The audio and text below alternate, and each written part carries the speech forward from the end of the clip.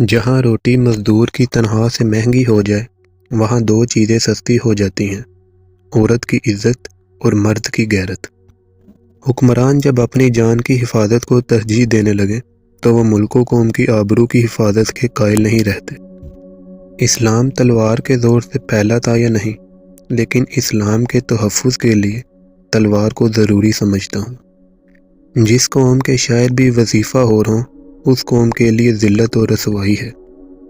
یاد رکھو، فوج بغیر قوم کے اور قوم بغیر فوج کے دشمن کے لیے آسان شکار ہوتی ہے۔ دشمن سے پہلے غدار کو قتل کرنا ضروری ہے۔ ایک جاسوس دشمن کے پورے لشکر کو شکست دے سکتا ہے اور ایک غدار اپنی پوری قوم کو شکست کی ذلت میں ڈال سکتا ہے۔ جس قوم کے نوجوان بیدار ہو جائیں اس قوم کو کوئی شکست نہیں دے سکتا۔ دفاع کا بہترین طریقہ یہ ہے کہ تم دشمن کی سوچ سے بھی پہلے اسے دبوچ لے۔ امت جان دینا جانتی ہے، یہ سرفروشوں کی امت ہے، مگر ایمان فروشوں نے ہمیں زنجیریں ڈال رکھی ہیں۔ مجھے نظر آ رہا ہے کہ فلسطین کا خطہ امن سے ہمیشہ دور ہی رہے گا۔ قوم کے شہیدوں اور قوم کی مظلوم بیٹیوں کو بھول جانے والی قوم کی قسمت میں کفار کی غلامی لکھ دی جاتی ہے۔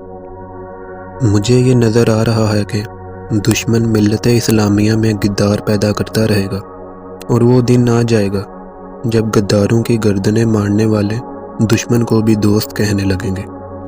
اگر کسی قوم کو بغیر جنگ کے شکست دینی ہو تو اس کے نوجوانوں میں فحاشی پھیلا دو۔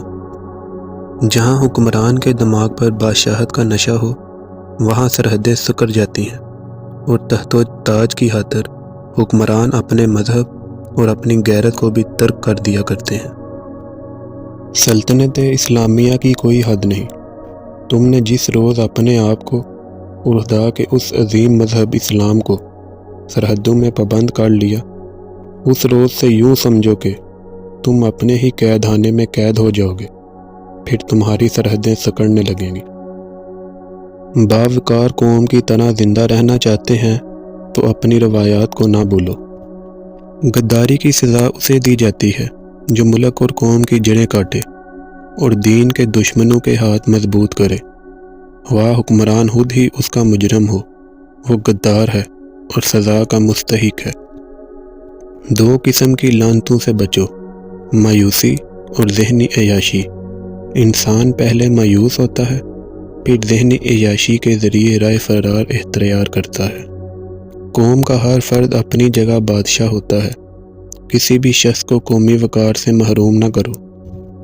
وہ وقت بھی آ جائے گا جب فوج بھی عیاش سپاہیوں کا گروہ بن جائے گی اور اس کے سالار دشمن کے ہاتھوں میں کھیلیں گے۔ اسلام کا سر بلند دیکھنا چاہتے ہو تو دوست اور دشمن کی پہچان کرنا سیکھو۔